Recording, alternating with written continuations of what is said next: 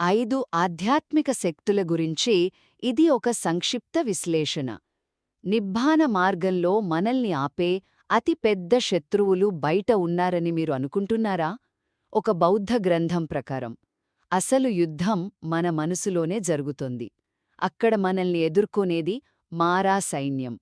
మొదటిది, ఈ మారా సైన్యం అంటే ఎవరు? ఇది బయటినుంచి వచ్చే శత్రువు కాదు, మన లోపల ఉండే 10 రకాల బలహీనతలనుమాట.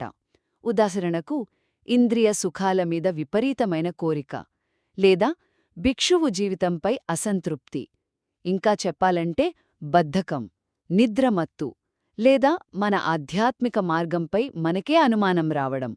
ఇవన్నీ మన లోపలి నుంచే దాడి చేస్తాయి కాబట్టి వీటిని గెలవడం అంత సులభం కాదు. రెండవది, మరి వీటిని ఎలా ఎదుర్కోవాలి? దీనికోసమే మన దగ్గర 5 శక్తివంతమైన ఆయుధాలున్నాయి. అవే పంచబల.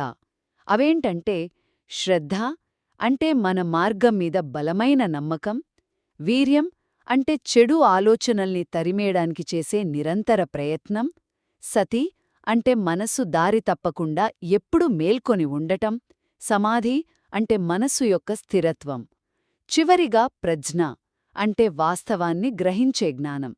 ఇక్కడొక విషయం గమనించాలి. వీటిలో ఒక్క శక్తి బలంగా ఉన్నా సరే మిగతా 4ంటిని పెంచుకోవడం చాలా సులభమవుతుంది. సో గుర్తుంచుకోండి, అసలైన యుద్ధం బయట కాదు, మన మనసులోనే. మరి ఈ 5 శక్తులే మన ఆయుధాలు.